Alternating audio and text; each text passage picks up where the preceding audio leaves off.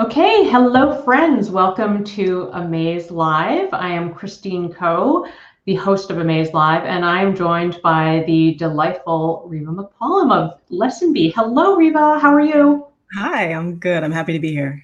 I am delighted to talk to you today and so glad that you responded to my request. I don't know, maybe a few weeks ago, we had featured an article we saw on Lessonbee on the Amazed Parents Facebook page, and I was like, this looks really cool. I want to learn more. um, so let's get started. And I would love to hear. I mean, I live on the internet and love platforms, and obviously, this is everything that Amaze does as well. Providing education online.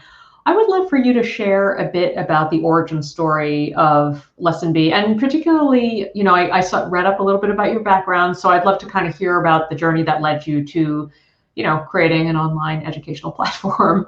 Yeah, sure. So I've always been an entrepreneur throughout my whole career. I've always kind of held down a full-time job and then had something going on the side, some kind of consulting, building some type of platform. The first platform I ever built was actually an online record label slash radio station called Rebel City Music back when I was an undergrad. So the genesis of Lessonbee, it was in 2016. I had spent the past 3 years at a global digital marketing agency called Razorfish, building their corporate university. And I felt like I reached sort of my limit of what I could accomplish within that organization. It was very much like operating a startup within that business, an educational technology startup. So I left that and I was just looking for my next big challenge. I knew a lot of educators at the time, being that I myself am an educational technologist. And what kept coming up was health education, credit recovery, and access to resources. Mm-hmm. As a big, like, what are the big, hairy challenges in education? Health education stood out to me. Kids across the country are required to have it. There are 57 million K-12 students in the United States, so that's a pretty significant market just looking at the U.S. And then you dive deeper into it, and you start to realize that there's just a mishmash of policies across the United States. So a kid in Rhinebeck, New York, for example, has a very different quality of health education than one in let's just say Camden, New Jersey. And then you dive deeper into like, why is that the case? And you realize, okay, health education is not a core academic subject. Mm-hmm. So all of the innovation is going into math and English language arts, for example. Right. And, as an educational technology professional, I'd seen modernization in workplace learning. I saw it in higher ed, and then I'm seeing it in K-12, except for in this one subject. It's so foundational to everything. You want kids to do well in math and in English language arts, et cetera. Well, okay, they need to be healthy. Bottom line, foundation. Yeah. And so to me, that was big enough. It was relevant enough. And I think, like a lot of people, you can sometimes feel paralyzed by all the big challenges in the world, right? Mm-hmm. Whether it's like the environment or there's Black Lives Matter, all the stuff around that.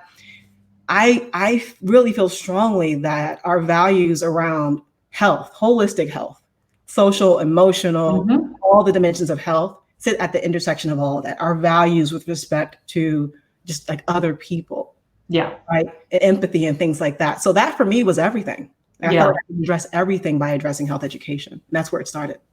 That's amazing. And I mean, it's so wait, you said that was 2016 or when did you guys officially get off the ground? Well, that was 2016. And, health education is a really complex thing. So, and we decided that to do it holistically, we couldn't just be a supplemental digital curriculum solution. So it wasn't enough to do content. We had to do content and technology. We had to be a whole platform solution. And that's a lot. Most ed tech startups choose one path. Either you're going to be content, supplemental digital curriculum, or you're going to be a platform. We knew from the gate that we had to be both. So a lot of time went into the research and development. Yes. 2018 is when we actually really started piloting with students, with parents, with schools. And then 2019 is when we actually went to market. So we've been in market since last fall. Very cool.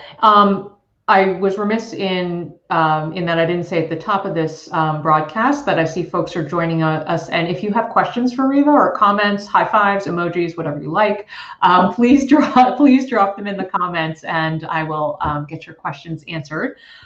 Well, so you mentioned parents, and actually one of my questions for you is, what are the top concerns? We'll get to like what's on the site in just a second, but I'm curious about what you either heard when you were in your research phase or what you're hearing now about top concerns from parents? Obviously, things are now also very complicated because of COVID. So, what's sort of the pulse that you're hearing?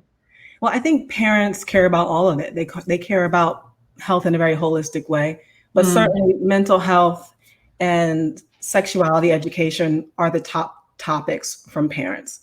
And I think it's because they want to be involved in that more than, let's just say, nutrition, for example. I think they feel comfortable, like, okay, the schools can handle nutrition, but if you're going to talk about sexuality, reproduction, et cetera, at the very least, I want to know what that entails and how you're going to talk about it. And then obviously, in some cases, the schools and districts just aren't doing it when it comes to mental health and sexuality education.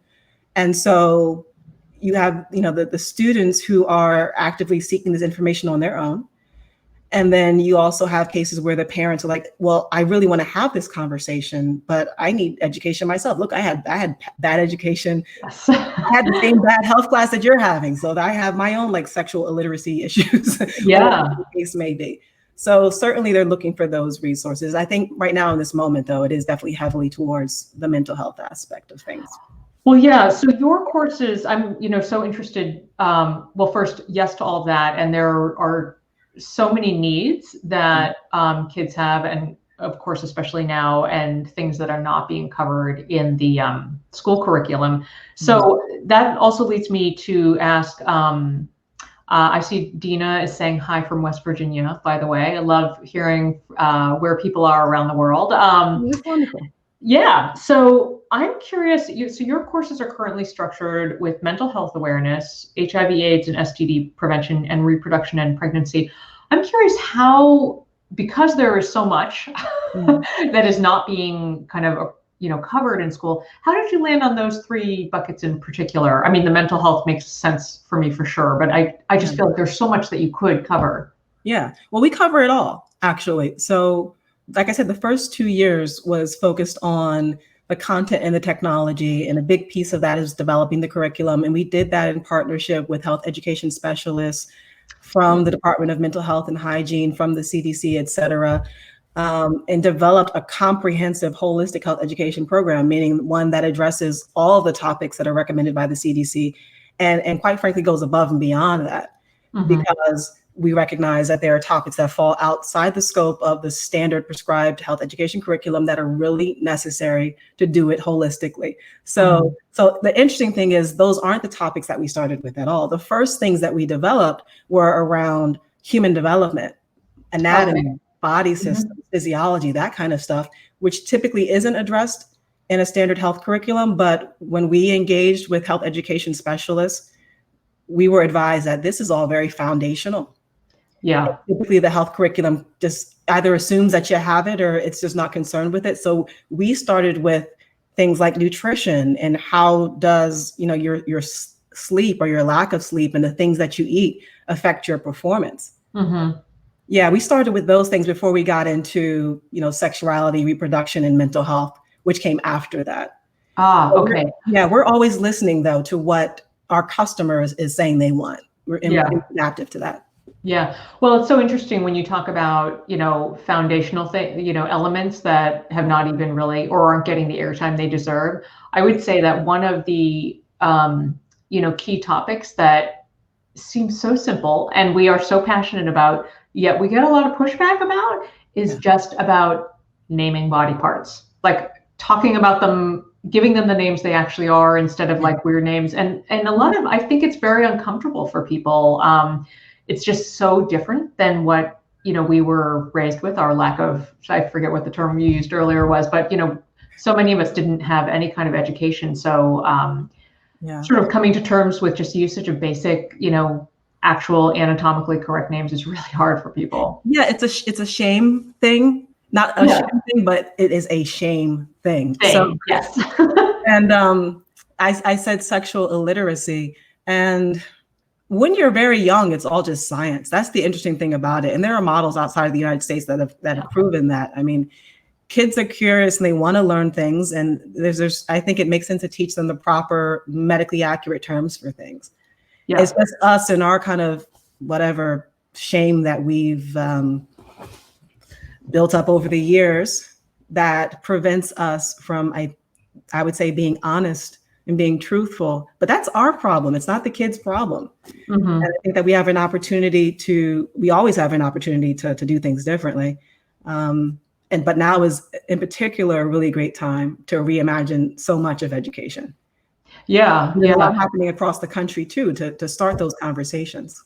Yeah. Did you see an uptick in, communication from folks, when the pandemic hit? And, I would say probably as a parent myself too, that health education people were just in emergency mode, just trying to get the basics down. So I'm curious, and Amaze put out a bunch of kind of like emergency COVID kind of resources, but were people asking you for that, or did you feel like people were flooding the site for information?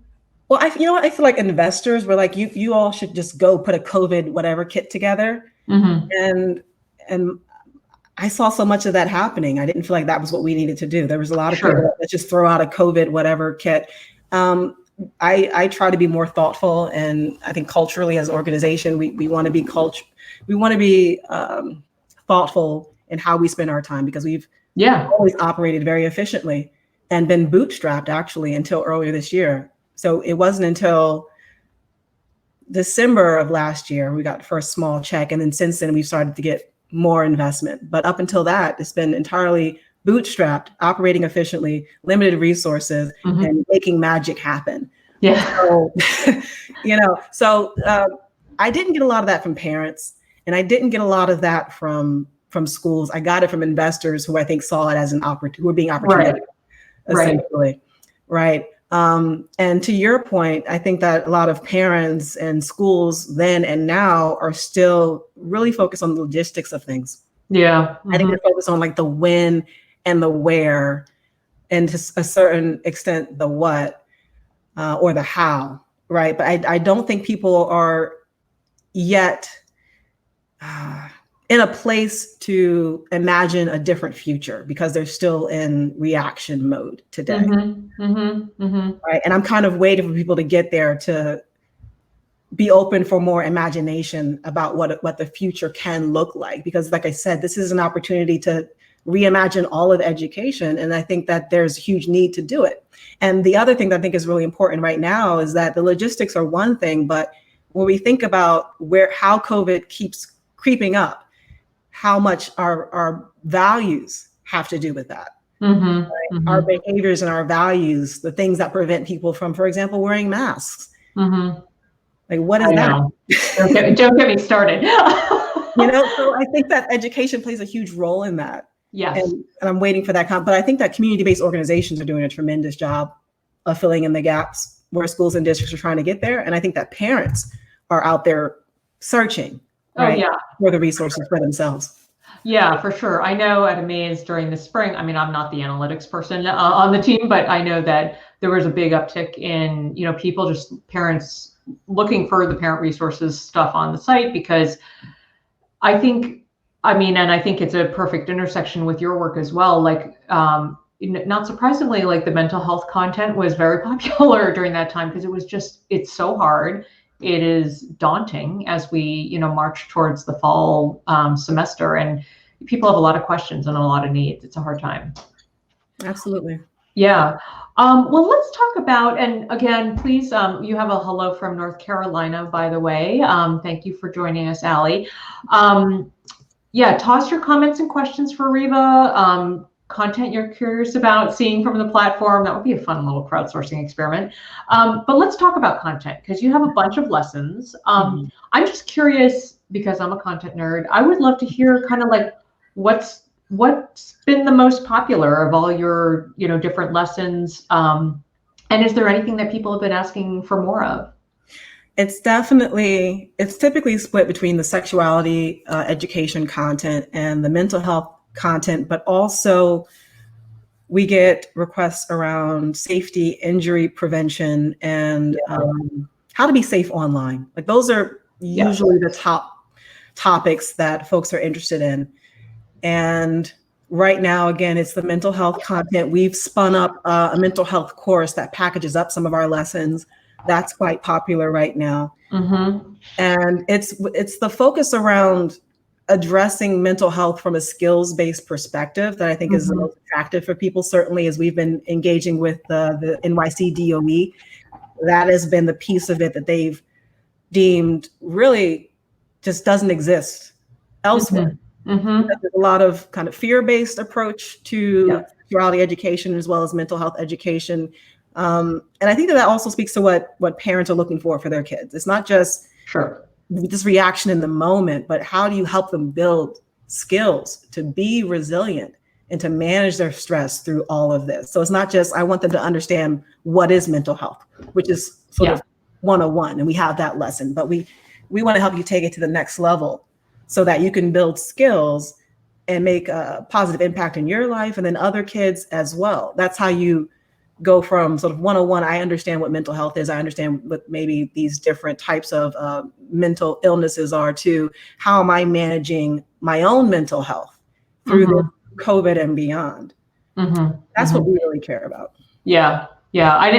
As you mentioned, those skills, all those, that building will have like impact across so many topics, right? They're universal across. It's not just like related to one bucket. We do have a specific question asking, are there lessons on human trafficking in regards to online safety? That's a great question. That's actually something that we're working on this summer. Oh, okay. Yeah, and there have been new guidelines that have come out from CCAS, so we're also updating our sexuality content. But the human trafficking stuff it's relevant to a number of organizations, and there's also policy happening across the United States to require that elementary level children in particular are getting this type of education so that they can be safe. And so we're working on lessons for the elementary level that do include that knowledge and skill building. Oh, that's awesome. You know, I think I also, please correct me if I'm wrong, but I'm pretty sure I saw this. So I hope I'm not in error here, but I thought I saw some lesson material also on vaping. Is that correct? Am I making that up, or did I see that? No, that's one of our most recent lessons within our drugs, alcohol, and tobacco unit. Yeah. And we pulled out a specific lesson around vaping because if there was enough there to do so, we felt like there were specifically asking for vaping beyond just your kind of standard tobacco lesson. Yeah. And so we created a beautiful lesson around vaping that follows the story of a young kid that feels pressured to try vaping and realizes that it's not for him. And then a young girl who also has an experience with vaping. And so we always approach lessons from different perspectives. We want to showcase different sort of responses in those scenarios without making it preachy, so that it's relatable for kids. So it's an exploration of what is it like when you're in school and maybe someone is vaping, or you see a group of friends who are vaping, and maybe you feel pressured to try it. But if you feel like that's not for you, you don't want to be ostracized. Or maybe you just don't have enough information, or you've gotten so much misinformation. And so there's an exploration of deconstructing the misinformation that students receive. But it's done in this simulated texting experience where it's a group of kids that are having a conversation. And so you're getting the different perspectives, and you're also getting, the factual or medically accurate knowledge. And that approach has been really popular with kids. Because they're able to explore their misconceptions in a safe way. They're able to discover the truth, the medically accurate information, and then they're able to walk away from that, having exercised some decision-making and building that decision-making skill so that they can then advocate for themselves in the real world. Yeah. And so you see those components in all of our lessons. Yeah, that's huge. The reason I brought it up is I just feel like that, one, it's a little bit outside of those three buckets I mentioned. So I just wanted to mention that there are, additional things that people should dive into. And also I feel like that topic in particular it's a huge issue about which lots of parents are completely clueless. And I would consider myself in that bucket until like a year ago. But it's really, really, really important. Heather says relatable and relevant. Thank you, Heather. I appreciate that. So I just have one more question. So I just want to encourage anybody who has questions for Reva to drop them now. This would be the time. I'm just curious about, I love, startup stuff, different stuff, like all the creativity that that you have poured into this project. And I'm curious if anything has surprised you during the evolution of this platform, and like if any of that is informing where you go next, or what you continue to build. Yes, absolutely. So there's been a series of surprises. Let's hear it. So I think the first surprise, well, I can't say they're in order because there have been a lot, but the first one I'm going to talk about is the parents and their engagement with Lessonbee. So we built a solution with the intent to serve teachers and serve schools. So that was really, the focus of the platform initially, and how can we empower teachers primarily. But we rolled out the platform, and it became clear fairly quickly that the quote unquote teachers that were signing up by and large were actually parents. Well, we certainly had actual teachers, and we had self-direction programs. We had organizations that we didn't even recognize existed. We had curriculum directors. We had all kinds of stakeholders that we did imagine, but there were just so many parents. And we didn't really build the solution for them. So we had to figure out what does that audience truly need. And we spent a lot of time since then figuring out what the parents really need. We also started to recognize that some of those teachers were actually students, and that was a huge opportunity there as well. Yeah. Because if you're a kid and you're looking for sexuality information, you're Googling that, you're either going to come to YouTube, or more likely you're going to come to porn, which is not what you're looking for, or you're going to get some dry, medically accurate kind of scientific thing that doesn't speak your language. Yeah. And none of that's going to help you build skills. At best, you'll get information. You can't verify it for the most part, but nothing is going to help you actually develop skills. So that's a huge gap. So we've recognized that there's a significant opportunity in reimagining Lessonbee, or reimagining the B2C side of Lessonbee, to go directly to the students and directly to the parents. And that's a lot of how the platform is evolving, and how, let's just call it the next version of the platform that will roll out in a couple of weeks. That's how that's going to shape up. The other thing that surprised me was how difficult it would be for teachers, and I almost hate to say it, but how difficult it can be for teachers to get the support they need to implement something like Lessonbee in schools. Yeah. Oh, yeah. And it doesn't really say anything about your technology or your platform or how easy it is to use. But for teachers to implement technology in schools, they have to have time in the curriculum, and they have to have time for professional development. And then they have to have technology and resources, et cetera. The technology, the infrastructure, the internet access, that's not impossible to solve. That's solvable if you have the money to do that. And there's money all over the place. There's so much grant funding. There's so much government funding available for health education. But if you can't get your principal bought into it, because they're not held accountable for health the way they are for science and for math and for English language arts, then you can't go anywhere. So that we've had to reimagine our solution with that focus on the kids and what's going to get the best quality health education to kids the quickest. And a lot of that is about how do we engage with parents, and how do we engage directly with students, and also how do we engage with the community-based organizations that are providing the summer youth programs, the after-school programs, and oftentimes that are actually responsible for health education in the schools. Yeah. Well, we have a question that's totally relevant, actually, and this is leading me to a question. But Allie writes, I'm a middle school health teacher in a county who needs a health ed overhaul. I help write curriculum for our county, but have trouble finding resources. What is the best way to pitch getting Lessonbee for our school system? So my question for you is if there's any sort of easy turnkey language or material that you have on your site for educators who want to do just that.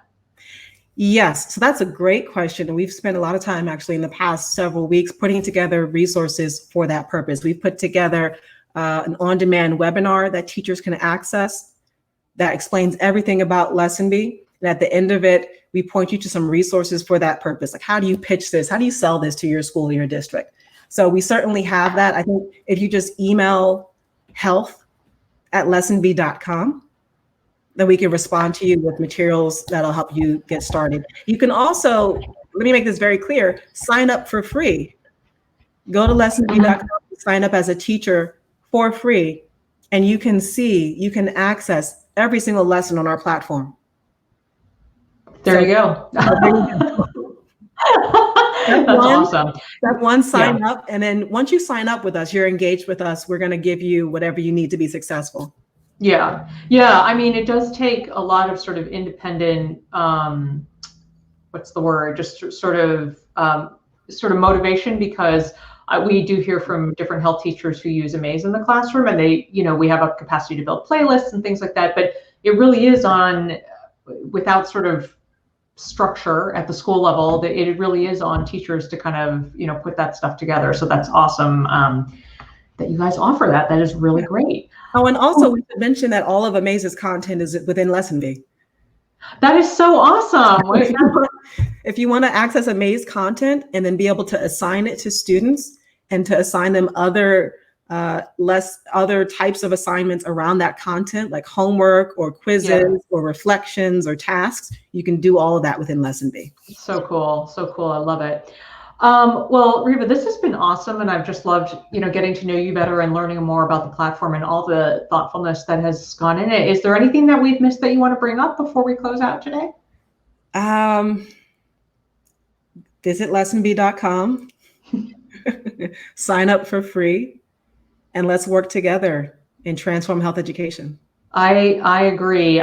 We have just one, final comment from Matthew. He talks about e-learning being a very challenging program, and he notes expensive too. So Matthew, if you were just, joining us there, he's asking why there is health e-learning, not just e-learning. But so I don't know if you want to tackle that. If he means specifically on our platform, that's a great question. And the answer is that health education curriculum is a starting point for us. So as we evolve our mission to promote health and lifelong learning, you're going to see a lot of other topics emerge on Lessonbee, but the focus is always around creating culturally responsive resources.